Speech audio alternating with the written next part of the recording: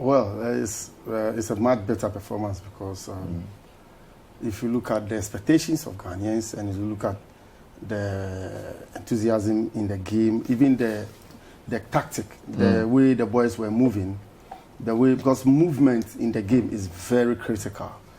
Football now is about movement. If you can move well from the start, where you start, you see the Nigerians also deploy the strategy that they won't let us start. They know we are a good ball-playing team.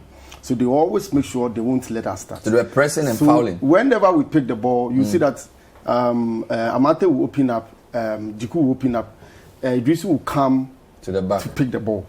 So some people even blame Partey, but when you watch the game well, you can't blame Partey if you understand the game, because Partey was sandwiched with 3 people. Then when Idrisu picks the ball, it's always difficult to give it to So Idrisu is Partey's partner in the 4-2-3-1. Yeah, so once Idrisu comes back to pick, because he drops back to pick and the wingers go forward. So whenever he wants to start, sometimes you see he comes to Amate, sometimes he comes back to him, sometimes he goes to Jiku's side. So the coach has told them maybe sometimes in the first 10 minutes use Gideon's side. So they have a whole strategy. So you could see a system. You could see that there was a system. That one was so. Is that why Otto Addo was brought? Is that why he was picked? Because we understand he did some work with Dortmund. Otto Addo seems to be.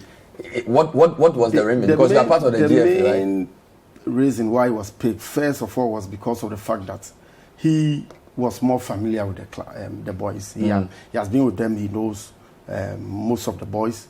So he will be able to understand how to know their strengths and their weaknesses and know how to make use of them. Apart from that, we also realized the time was so short. Like the Milo team, the same happened. The Milo team, the time was so short. You needed somebody to come in, quick fix. And sometimes you take that decision. And who is familiar? And that's how come Milo got it. But Otto's situation also came in the same way. But it's paid off. People are happy with the way we played. What I can tell you is that football, sometimes you will not get things the way you want because you'll be limited with time. But I can say that if we keep up with what we are doing, we'll have. So the GFA is optimal. You like what you saw in the first leg. Exactly. You like what you saw. Yes. What role did Chris Hilton play? He will be also having that. He will be like an analyst in the course of the game. But when it comes to before the call up, they will engage each other. This is good, this is the strength, this is why we need this is our system, this is what the Nigerians play. For that one, I think they did that. But in the course of the game, when it comes to tactic, movement, what is the Nigerians trying to do? How do we vary our game and all those things? I think he will play a role there where he will communicate with someone. Was he on the bench or he was in the stands? He was on the bench. Yeah. Chris was on the bench. Yes. With the team. So they discussed together. They communicate and they will agree to do a. So in terms of reading the game, there's Otto Addo, Chris Hilton, and Didi, Watson. and then George Watson. Wow, Didi Dramani. Oh, so those are the 4 brains on our bench. Exactly. They call them the Avengers. But that's high level because George Boateng, we know he's played at the highest level. Yep. We know Didi Dramani is one of our best tactical minds in Ghana.